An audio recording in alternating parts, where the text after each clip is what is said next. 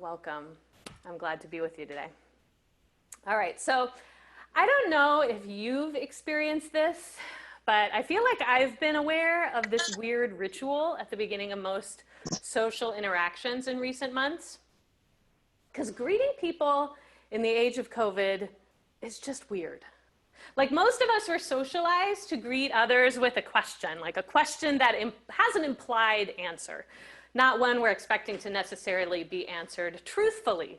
Something like, how's it going? How are you doing? ¿Cómo estás? But in the midst of pandemic life, it just, to me, feels like a weird way to start a conversation, to set people up to say, fine, I'm doing well. It rings more dissonantly, maybe, than it did before. The truth is, there's always been this kind of certain amount of cordial nicety in that kind of interaction. We say, how are you, as like a courtesy. Maybe we're trying to communicate concern about the other person, but truthfully, we're often not really asking folks to be open about what's going on with them, right? Particularly if it's something hard. Anyone who's gone through a season of challenge, knows this firsthand, that the shallow small talk can feel really hard. How am I? Really? My sister's sick. My marriage is falling apart. I'm suffering from depression, which is leading me to engage in unhealthy behaviors like eating more than I should and drinking a lot of wine. How are you? Right? No. Usually, when we're in our seasons of crisis, we just kind of go along with the cordiality. We keep it shallow. I'm fine, we say, knowing it's not really true, but it's part of the game we all play, just ignoring the elephant in the room. But in the era of Corona, the elephant is like a lot harder to ignore. The elephant isn't just in the room with us. It is the very reason we cannot be in a room together. The big, fat, stupid elephant is like at the heart of this whole situation. So really, when we're asking, how are you? What are we asking exactly? Like, how are you feeling about the terrible, ginormous elephant that we can't escape that's slowly killing us all today? Is that the question? So I find myself feeling the need to qualify my greetings with people. This is like the weird ritual I referred to at the beginning. Like each social exchange, I find myself going through I hope this email finds you well, relatively, in the midst of everything that's going on, or understanding everything is terrible. How are you doing today? Sometimes I wonder if it might just be easier if we could drop the whole thing and start every exchange with hey, everything sucks, the world's going to hell, period. So let's talk. So this is the third teaching in a series I'm calling Faith in the Exile. And in this series, we're looking at the era in the biblical narrative called the Babylonian exile, a time around the 6th century BC when the nation of Judah, the community that remained of the people that had once been called Israel, suffered a devastating loss. It was the loss of nearly everything they knew. Their capital city was conquered. Their temple was destroyed. Most of the people who weren't killed were carted off to Babylon to live there as exiles. They were separated from all that had made their life feel normal. And this exiled community would find themselves in Babylon for about 75 years, which meant that few, if any, of the individuals who were brought to Babylon actually returned to the place they had once called the Promised Land. The exiles had to find a new way to live in Babylon, a new way to navigate faith in God. Well, we're considering this era right now because, of course, we're living through our own dystopian reality in many ways. And as we try to navigate such challenging daily realities that we're currently facing, we're looking at this time of the exile for some wisdom from our ancestors on how to move through this kind of disruption, how to hold on to community and culture and faith and to adapt all of those things in the midst of a prolonged season of crisis. And looking at the Babylonian exiles and their response to the exile experience, one of the things we have to attend to is the way that they gave voice to the suffering that was part of the exile reality. Now, we might feel this awkwardness of how to speak of this challenging daily reality we're living through. We might not want to discuss the horrible elephant when we get on the Zoom call. We might prefer to minimize our thoughts around it.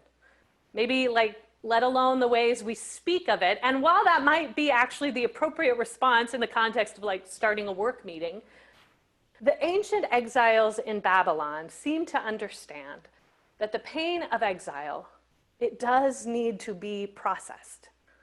Somewhere, the truth of what has been lost needs to be named. The questions about where God is in the midst of the tragedy of exile have to be posed. And for our ancient ancestors, this work often happened through a poetic tradition of processing suffering, the tradition of lament. So today we're going to take a look at one of the books that comes to us from the exile, and it speaks directly to the experience of suffering they had there. And it's the book in the Hebrew Bible known as Lamentations. As biblical books go, Lamentations is pretty short. It's only 5 chapters long, and each chapter is a poem. So the book is really a book of poetry featuring 5 poetic laments, processing the pain of the fall of Jerusalem and the season of exile that followed. And while the author of the book is technically anonymous, most scholars generally believe that it was the prophet Jeremiah who wrote the book. We've spoken of Jeremiah before. Remember, he was the prophet who wrote from Jerusalem to those who were first carried off to Babylon, sharing that message, settle in, we're going to be here a while. And in this book, Jeremiah isn't speaking words of warning to the people of Judah like the prophet often does. He's not talking about a judgment that's going to come if they don't change their behavior. He's not speaking on behalf of God, kind of words from the Lord of where this is all going. Instead, in this series of 5 poems, the author of Lamentations attends to the pain that is manifest in the experience of exile. And he writes from that place of loss. The heart of the book is chapter 3, the 3rd lament. It's the longest, and in some ways, the most diverse in the perspectives it covers. So today, as we look at this ancient work of lament, I'm going to invite us to take a look at this whole chapter, chapter 3, all 66 verses, because it's, like I say, it's a poem. It really is one unit. So we're going to read, and we're going to listen to the lament, and we're going to consider together some of what it seemed to be accomplishing for the author and for his audience. And then we'll reflect a little bit together on where this kind of process might be helpful in giving language to some of our own experiences of suffering. So I'm going to start by reading this passage. And I acknowledge it is a bit long. It's 66 verses. But I want to remind you as I do this that this is poetry we're looking at. No doubt we're going to miss important poetic elements because we're reading it in translation, not the original Hebrew. But even in translation, the imagery is very evocative. So I encourage you to take a moment to experience the poem. Turn off the kind of academic brain for a bit. We'll go back and examine this more academically in a little bit. But lament is really intended to be emotional, right? We miss the point if we don't allow ourselves to enter into the emotion that is intending to evoke. So I'm going to try to read it in an emotionally connected way, and I invite you to listen in the same. You can close your eyes if it's helpful. The texts will be kind of projected in the corner, so you're also welcome to read along, whatever going to help you kind of connect and enter in. And as you listen, I do invite you to note a few things internally, to be aware of kind of some of the things that come up emotionally for you. You can just note these in your mind, make a mental note. If it's more helpful, you might want to grab a piece of paper and scribble a few things down, whatever's going to help you kind of be able to kind of enter in and recognize what you're feeling. I have a few things to look at that are here on the little slide. First of all, pay attention to what resonates for you. Are there places where you really connect with what the poet is naming that oh, aha, I feel that too? Or are there things that disturb you? Does the author say something you find really troubling? What about surprising? Anything that seems unexpected, like, whoa, where did that come from? Anything else that kind of comes to mind or lands somewhere emotionally for you? Feel free to kind of take a note. All right, so we're going to start. I just invite you to join me and take a few deep, calming breaths. And we'll begin.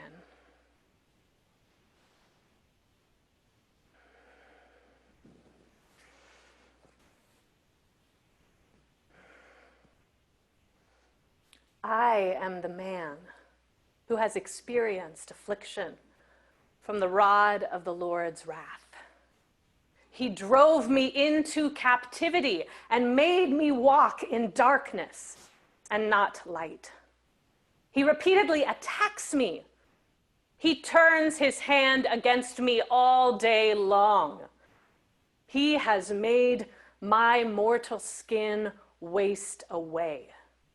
He has broken my bones. He has besieged and surrounded me with bitter hardship.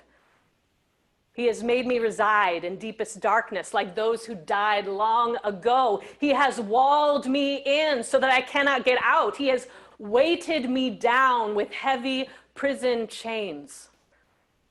Also, when I cry out desperately for help, he has shut out my prayer. He has blocked every road I take with a wall of hewn stones. He has made every path impassable. To me, he is like a bear lying in ambush, like a hidden lion stalking its prey. He has obstructed my paths and torn me to pieces. He has made me desolate.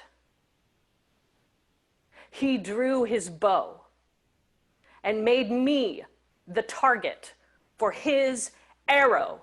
He shot his arrows into my heart. I have become the laughingstock of all people.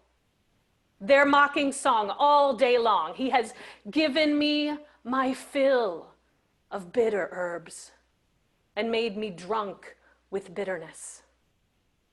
He ground my teeth in gravel. He trampled me in the dust. I am deprived of peace. I have forgotten what happiness is. So I said, my endurance has expired. I have lost all hope of deliverance from the Lord. Remember my impoverished and homeless condition, which is a bitter poison. I continuously think about this, and I am depressed. But this I call to mind, therefore I have hope. The Lord's loyal kindness never ceases. His compassions never end. They are fresh every morning. Oh, your faithfulness is abundant. My portion is the Lord, I have said to myself. So I will put my hope in him. The Lord is good to those who trust in him, to the one who seeks him. It is good to wait patiently for deliverance from the Lord. It is good for a man to bear the yoke while he is young. Let a person sit alone in silence when the Lord is disciplining him. Let him bury his face in the dust. Perhaps there is hope. Let him offer his cheek to the one who hits him. Let him have his fill of insults, for the Lord will not reject us forever. Though he causes us grief, he then has compassion on us, according to the abundance of his loyal kindness, for he is not predisposed to afflict or to grieve people, to crush underfoot all the earth's prisoners, to deprive a person of his rights in the presence of the Most High, to defraud a person in a lawsuit. The Lord does not approve of such things. Whose command was ever fulfilled unless the Lord decreed it? Is it not from the mouth of the Most High that everything comes, both calamity and blessing? Why should any living person complain when punished for his sins? Let us carefully examine our ways. Let us return to the Lord. Let us lift up our hearts and our hands to God in heaven. We have blatantly rebelled. You have not forgiven. You shrouded yourself with anger and then pursued us. You killed without mercy.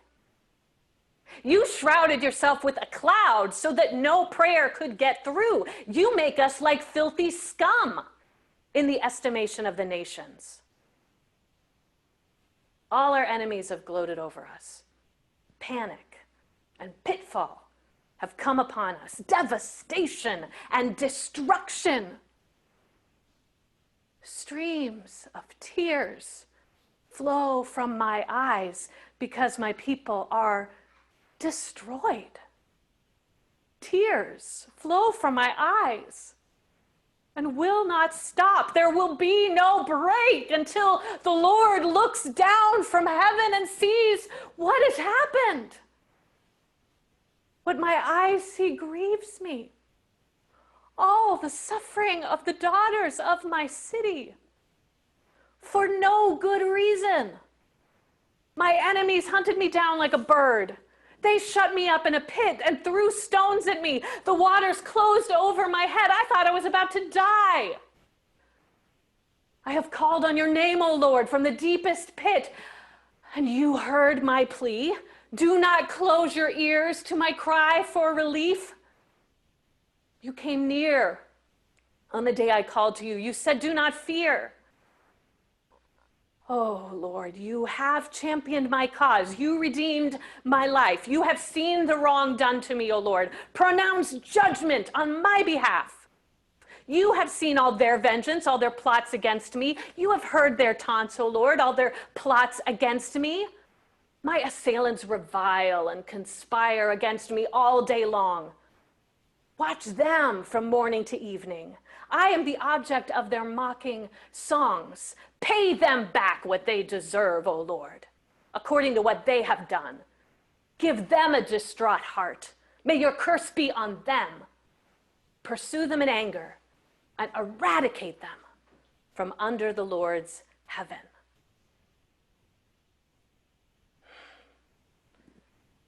Okay. So our poet's got some feelings. There's a lot there, right? I'm guessing if you were trying to enter in emotionally, you also felt some things. But if we're honest, at least I feel it, in the mix of feelings, we can feel some confusion, right? There's like a schizophrenic quality to this writing.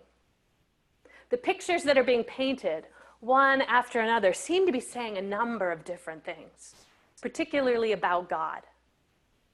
So like, how are we supposed to understand these images of the divine, some of which are pretty disturbing? What impact are they supposed to have on our own experience of faith in exile? I think this question brings me to the first thing I want to name about what I think Lamentations 3 demonstrates about lament.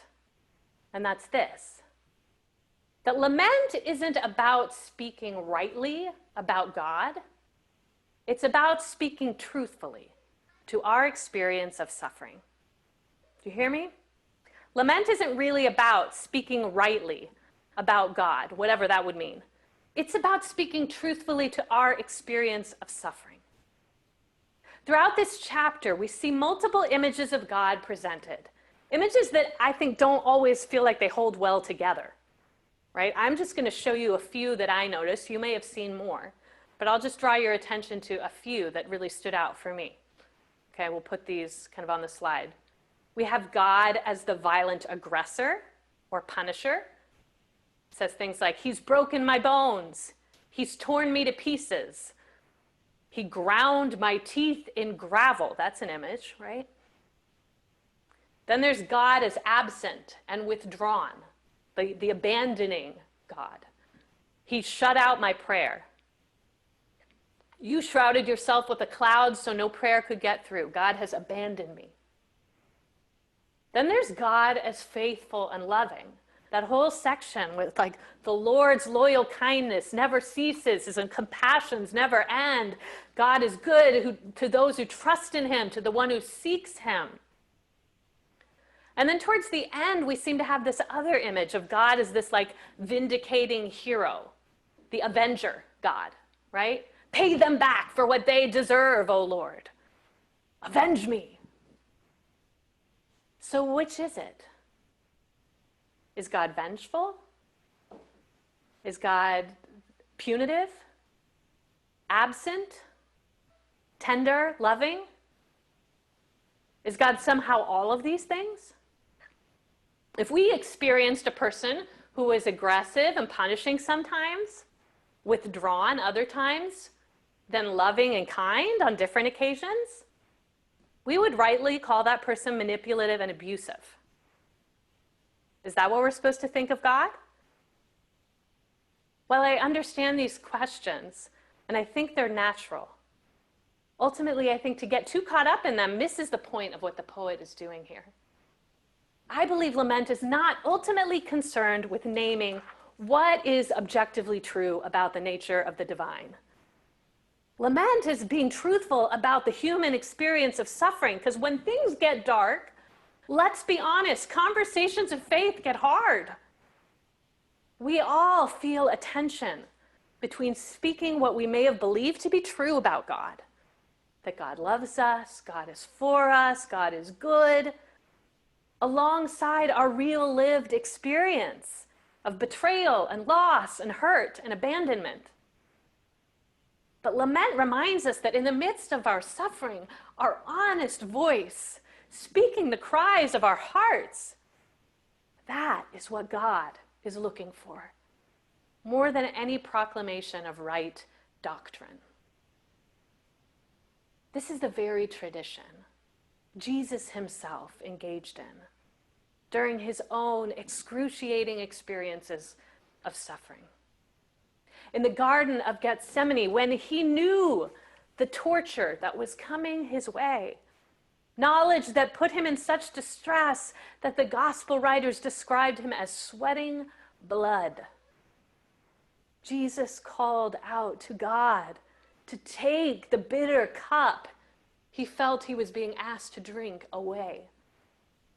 And then on the cross, as he hung on the tree, his body brutalized and failing him, he called upon the ancient words of lament that his tradition had offered in Psalm 22. My God, why have you forsaken me?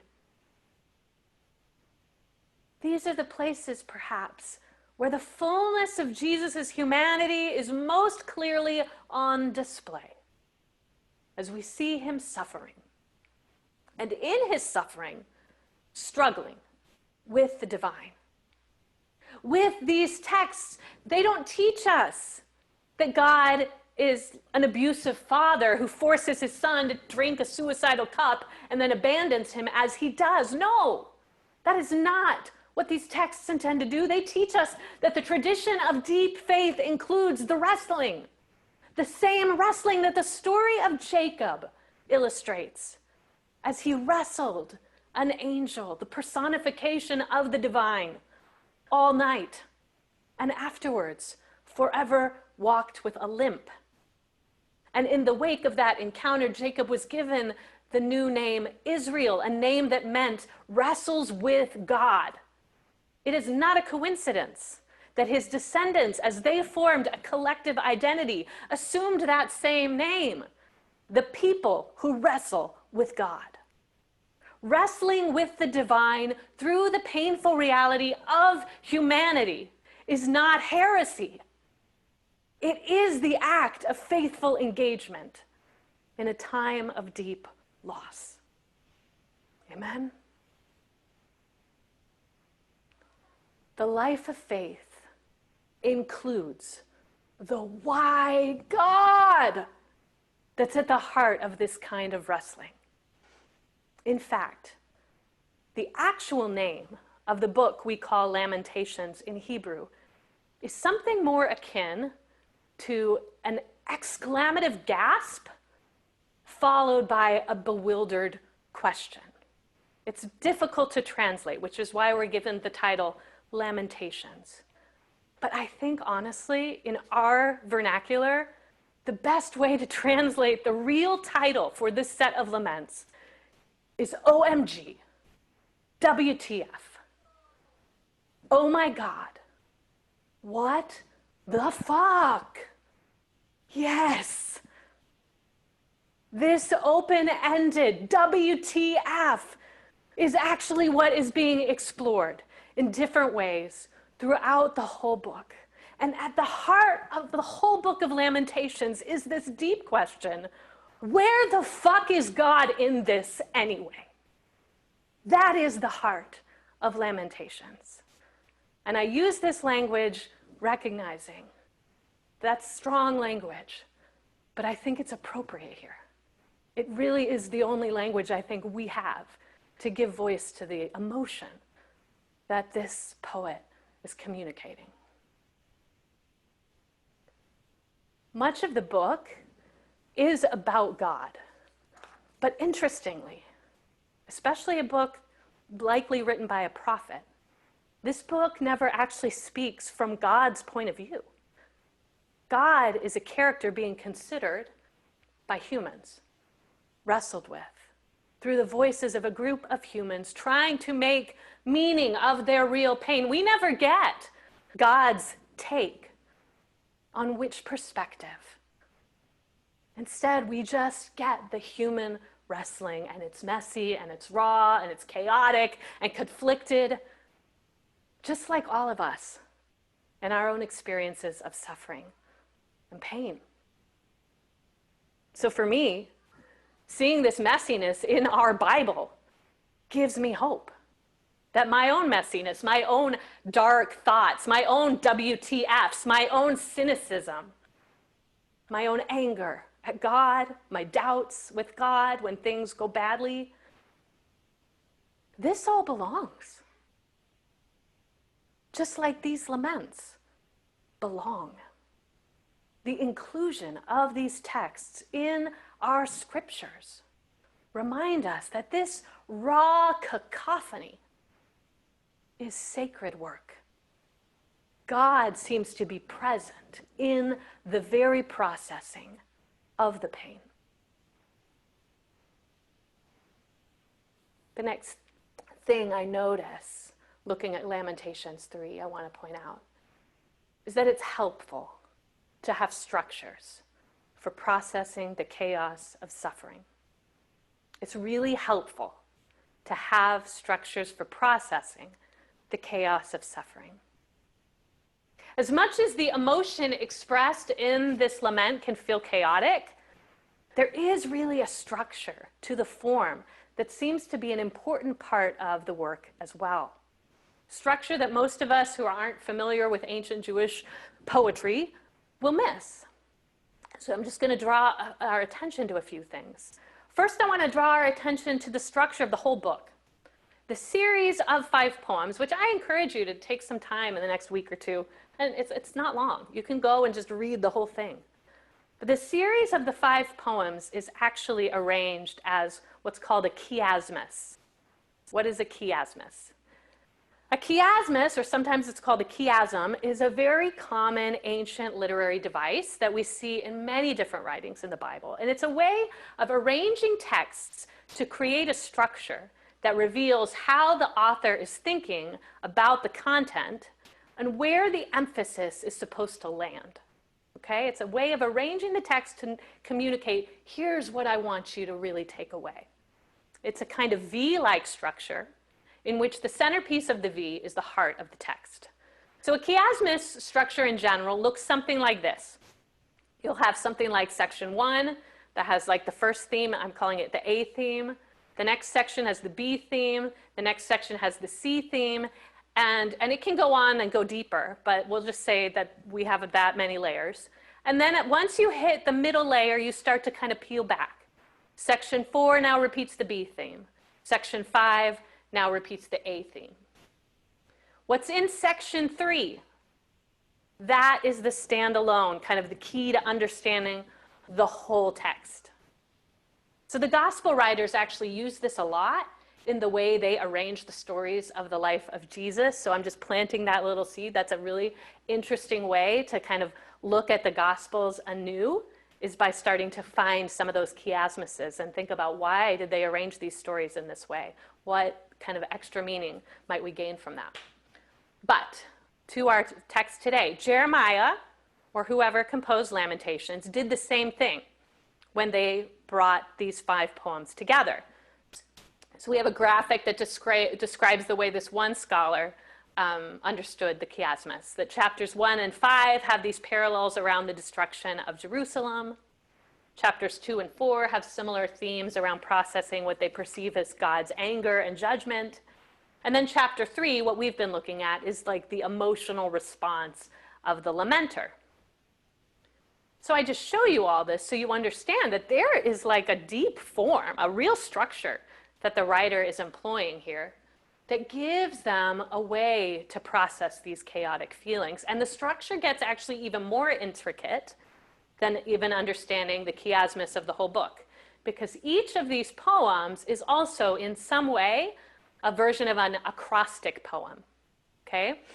That means that they go through the alphabet and they begin each stanza, or they order kind of what they're saying by ordering them around different letters of the alphabet, okay? A typical acrostic, you may have done, like my kids do these kinds of cards right at Mother's Day, right? It's like Leah, and they like something for L, something for E, blah, blah, blah. These kind of acrostic poems were very common in ancient Israel, and often they would go alphabetically. So we talk about the A line, the B line using our English alphabet, C line, etc. Okay?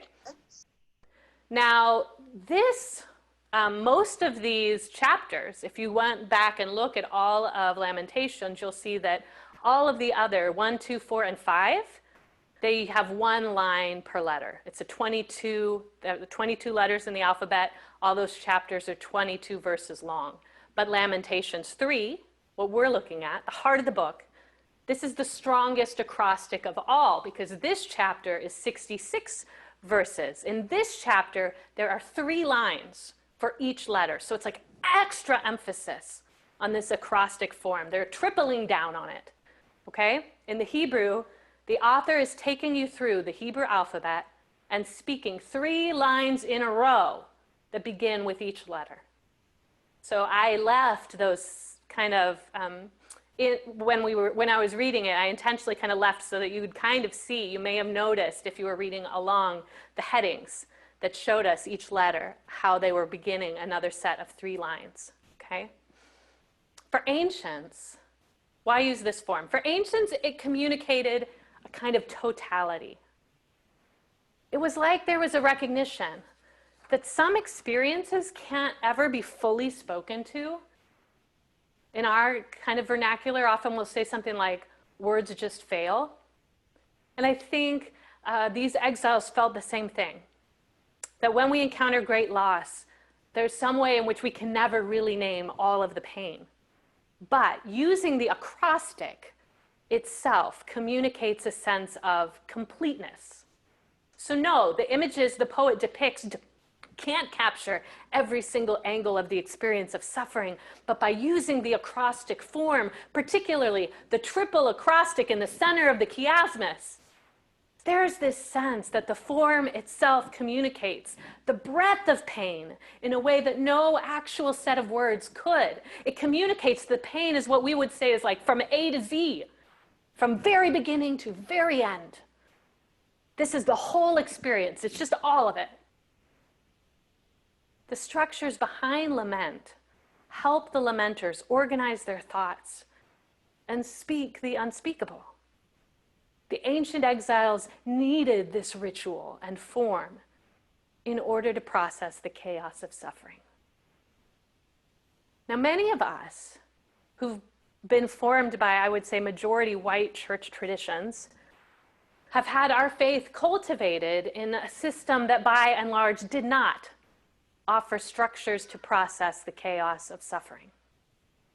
At times, our traditions may have even discouraged vocalizing our grief and pain. In his excellent book on Lamentations, Prophetic Lament, Seung-Chan Rah proposes that most churches fundamentally are rooted in either a theology of celebration or a theology of suffering. And many Western majority white churches are rooted in that theology of celebration. Lots of these churches also follow a clear formal liturgy. The emphasis is often on celebrating the ways that God has been victorious and promises victory for those who follow God. So the texts that are at the center of the liturgy, the scriptures that are preached from the lectionary, they are all drawn from this celebratory point of view. Rarely are the darker laments spoken in these contexts. The worship is scripted, but the worshipers don't often acknowledge or perhaps even recognize that the script comes from a privileged point of view that often minimizes suffering and ultimately upholds or even celebrates a status quo, which we must name is a status quo that ultimately supports white supremacy. Rah points out how the less liturgical traditions, like the Pentecostal tradition, have often come first, arisen from the margins, where the people of God are more in touch with a theology of suffering. When those who are living experiences that cannot be spoken to through the privileged prayers of celebration, the Spirit has broken out to help people create new structures that speak a more diverse set of experiences in the journey of faith than the traditional forms made space for. So African American slaves sung their laments in the songs we call Negro spirituals. Latinx Pentecostals have often released their suffering through expressive, embodied dance in worship or powerful prayers of spiritual warfare. Sadly, at times, the white Western church, rooted in celebration, has not only failed to create structures for lament, they have even shamed and suppressed those communities who do give voice to pain. In the British Isles for centuries, funerals were marked by the distinct cry of keening, as women in the Celtic community engaged in a raw art form of grief that had been with their people from ancient times. But as the Catholic Church rose to prominence in Ireland, the practice of keening was looked down upon. The women who cried dissonantly together and beat their hands rhythmically on a loved one's casket, they were silenced as the priests took full control of the funeral rites. Today, the tradition of keening itself has been lost because the church had no space for the raw expression of suffering that it gave voice to. The truth is that all of us need to grow in being able to hold the tension of both celebration and suffering. We benefit from practices that lead us into celebratory worship, yes, but we also need practices that call us at times to lament. We need the forms to process the chaos of grief. And where our traditions have forgotten or suppressed lament, we need to look to those who've maintained these practices so we can grow in creating our own authentic structures and forms to process the chaos of pain and injustice that we see in the world. And that brings me to my final point as we wrap it up. Lament opens us up to experience connection and unity as we hold collective pain. We are opened up to experience connection and unity as we hold collective pain. Lament is not just about speaking your own individual truth. It's not just about your story of suffering. Lament connects the individual experience of suffering with the universal experience of suffering. Because all of us, if we are human, sooner or later we will experience suffering and loss. It is part of the human experience. Our personal stories of loss and pain are part of a collective grief that is endemic to the human condition. Jeremiah in Lamentations 3 is not sharing his own tortured experience. This man he is describing is not himself per se. It is a personification of his whole people. His people are being walled in. His people are being attacked by God. His people are struggling to turn. His people are trying to hang on to God's faithfulness. He is speaking solidarity with the whole community. Now, if anyone could distance themselves as an individual from the exiles and the judgment they believe themselves to experience, it's Jeremiah. As a prophet, he was sent to speak to the people about the ways that they were falling short, decrying acts of sin and injustice that he himself was innocent of. But in his words of lament, there's no distance between the poet and the other exiles. He is united with them in suffering. He speaks solidarity with them. He gives voice to the corporate pain as if it were only his. The personal resonates with the collective, and all who hear it and read it and recite it enter into that corporate solidarity in suffering too. In the same way, engaging the work of lament as a community has the power to bring connection and unity as we hold one another's pain. We don't need to have experienced the same circumstances to connect with one another in loss. In recent weeks, our nation has been having a more public conversation about the entrenched nature of white supremacy in our culture. And most of us here at Haven have been active participants in some way in these conversations, engaging in the learning, perhaps participating in actions that the Black Lives Matter movement is calling for. But particularly for those of us who are white, making space for lament is part of the work that can often get overlooked. Justice work is not just about being on trend. It's not about signaling our virtue as good woke people. At the core, justice work is rooted in the deep understanding that all is not well. Things are not as they should be. The cultural systems we've put into place are causing irreparable harm. Until we can really attend to the suffering that injustice causes, until the comfort of our status quo is broken, we will not be reliable partners in the work of cultural disruption and transformation. One of the most tender moments, I believe, in the scriptures took place at the graveside of a man named Lazarus. As his sisters lamented the loss of their dear brother, Jesus arrived, and he wept with them. He was not distanced from their grief in any way, even though he seemed to know that what was not well would actually soon be made right. But no, in that moment, Jesus allowed himself to weep with those who weep. And in so doing, he reminded us that it is not only the experience of suffering that unites us as humans, but also the experience of empathy and compassion. May this be a part of what all of us find in this exile. May we receive grace and permission to speak the unspeakable and give language to our suffering. May we cultivate structures that help us order the chaos of grief.